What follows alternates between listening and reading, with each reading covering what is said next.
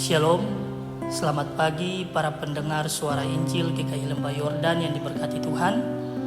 Di pagi hari ini kita akan membaca bagian firman Tuhan yang terambil dalam kitab kudus Perjanjian Lama, kitab Mazmur, pasal 139, ayat pertama hingga ayatnya yang ke-10. Namun sebelum kita membaca dan merenungkan bagian firman Tuhan ini, mari kita satu di dalam doa. Kita berdoa. Selamat pagi Tuhan, kami mengucap syukur dan berterima kasih buat waktu dan kesempatan yang boleh Tuhan anugerahkan dalam hidup kami, sehingga kami boleh ada sampai di hari ini. Di pagi hari ini Tuhan, kami akan membaca bagian firman Tuhan dan merenungkan bagian firman Tuhan ini. Kami menyadari sungguh Tuhan bahwa kami penuh dengan keterbatasan dan kekurangan. Untuk itu kami bermohon Tuhan berikan hikmat dan Roh Kudus-Mu bagi kami, supaya bagian firman Tuhan yang hendak kami baca dapat kami lakukan dalam kehidupan kami tiap-tiap hari. Di dalam nama Tuhan Yesus kami berdoa. Amin. Perikop pembacaan firman di hari ini yaitu doa di hadapan Allah yang Maha Tahu untuk pemimpin biduan Mazmur Daud. Tuhan, Engkau menyelidiki dan mengenal aku. Engkau mengetahui kalau aku duduk atau berdiri. Engkau mengerti pikiranku dari jauh. Engkau memeriksa aku kalau aku berjalan dan berbaring. Segala jalanku Kau maklumi. Sebab sebelum lidahku mengeluarkan perkataan, sesungguhnya semuanya telah Kau ketahui ya Tuhan. Dari belakang dan dari depan Engkau mengurung aku, dan Engkau menaruh tanganku ke atasku. Terlalu ajaib bagiku pengetahuan itu, terlalu tinggi, tidak sanggup aku mencapainya. Kemana aku dapat pergi menjauh dari Roh-Mu? Kemana aku dapat lari dari hadapan-Mu? Jika aku mendaki ke langit, Engkau di sana. Jika aku menaruh tempat tidurku di dunia orang mati, di situ pun Engkau. Jika aku terbang dengan sayap fajar dan membuat kediaman di ujung laut, juga di sana tangan-Mu akan menuntun aku dan tangan kanan-Mu memegang aku. Demikianlah bagian firman Tuhan. Saudara-saudari yang diberkati Tuhan, tema renungan untuk kita di saat ini yaitu doa di hadapan Tuhan dengan kerendahan hati kepada Allah yang Maha Tahu. Doa adalah kebutuhan hidup orang Kristen. Doa juga adalah hubungan relasi antara orang percaya kepada Allah. Dalam doa, kita pasti menaikkan syukur dan juga kita merasakan dan juga menaikkan rasa hormat serta pujian kepada Tuhan dan menyampaikan keinginan kita. Saat kita berdoa, terkadang kita lupa bahwa Tuhan itu Maha Tahu sebelum kita memintanya. Doa merupakan nafas hidup orang percaya. Tanpa doa, maka hubungan kita dengan Allah tidak dapat terjalin dengan baik. Dan sebagai manusia, pasti ada tantangan, pasti ada persoalan hidup, sehingga cara yang dapat membuat kita merasa lega yaitu kita datang kepada Tuhan dan berdoa, menyampaikan seluruh keluh kesah kita kepadanya. Maka dari situ kita akan mendapatkan kelegaan. Saudara-saudari yang Tuhan Yesus kasihi, Mazmur 139 ayat 1 hingga ayatnya yang ke-10 merupakan sebuah doa yang mengungkapkan tentang kekaguman pemazmur kepada Allah, dan kita dapat melihatnya pada ayat yang ke-6. Di situ pemazmur katakan bahwa terlalu ajaib bagiku pengetahuan itu, terlalu tinggi, tidak sanggup aku mencapainya. Tuhan itu Maha Tahu. Ia tahu saat kita duduk, Ia tahu saat kita berdiri, Ia tahu saat kita berjalan dan juga berbaring. Serta terlihat betapa pemazmur mengungkapkan doanya dengan penuh kerendahan hati dan disertai pengakuan iman kepada Allah yang Maha Tahu.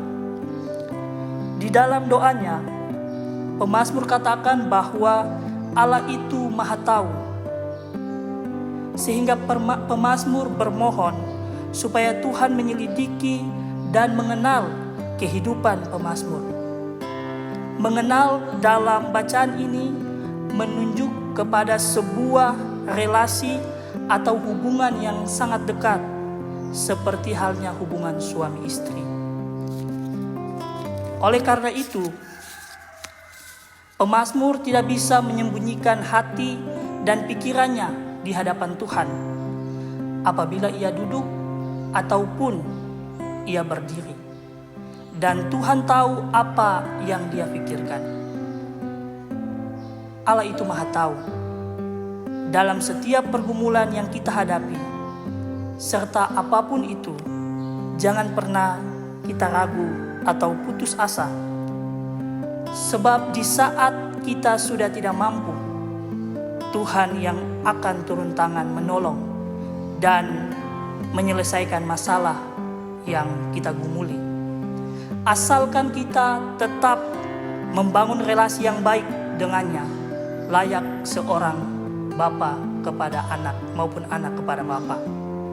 Selanjutnya, dalam bacaan kita, pemazmur bermohon dalam doanya agar Tuhan dapat memeriksa keadaan hidupnya. Para pendengar suara Injil dapat melihatnya dari ayat 3 sampai ayatnya yang ke-10.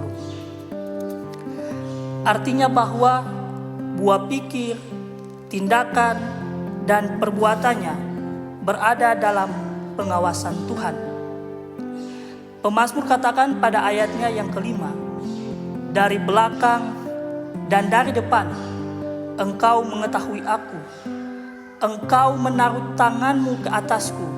Oleh karena itu, tangan Tuhan akan selalu menuntun dan tangan kanannya akan terus menjaga kita. Kita tidak dibiarkan hidup sendiri, saudara-saudari. Jika kita baca dalam Mazmur 121 ayat 5 sampai ayatnya yang ke-8, dikatakan bahwa Tuhanlah penjagamu, Tuhanlah naunganmu.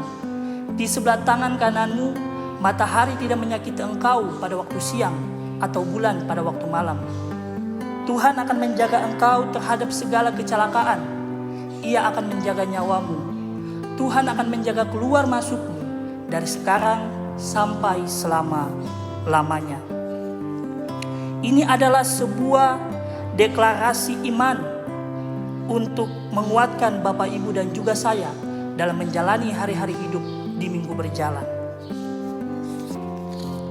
Saudara-saudari yang Tuhan Yesus kasihi, Allah yang Maha Tahu mengenal setiap orang tanpa terkecuali sebagai makhluk ciptaannya yang termulia. Pengenalan yang sempurna tentang keberadaan tiap-tiap orang merupakan sebuah keajaiban yang tidak dapat kita telusuri oleh pikiran kita sebagai manusia yang penuh dengan keterbatasan. Pemazmur menyadari dan mengakui bahwa ia tidak dapat lari ataupun bersembunyi di hadapan Allah. Hal ini dibuktikan dengan perkataannya bahwa ke langit bahkan ke dunia orang mati tidak ada batasan apapun yang tidak dapat dilampaui oleh Allah. Saat kita tekun berdoa dengan merendahkan diri di hadapan Allah, maka jawaban yang pasti yang Allah berikan adalah sesuatu yang tepat, tidak pernah salah, dan jawaban itu akan ada bagi Bapak, Ibu, dan saya di waktu yang telah Allah tentukan bagi kita. Jika kita lihat beberapa minggu yang lalu dalam pembacaan kita tentang Yesus memilih 12 rasul, Dia tidak memilih asal-asalan, Melainkan sebelum Tuhan Yesus memilih, dia terlebih dahulu berdoa kepada Allah untuk memilih orang-orang yang siap melanjutkan misi pekabaran Injil. Allah ada di setiap tempat. Allah ada di setiap waktu, di setiap keadaan, di segala masa, bahkan di segala keadaan hidup kita. Pemazmur di sini juga hendak mengatakan bagi Bapak, Ibu, dan saya bahwa Allah yang Maha Tahu dapat memelihara kehidupan kita, termaksud kehidupan dari pemazmur.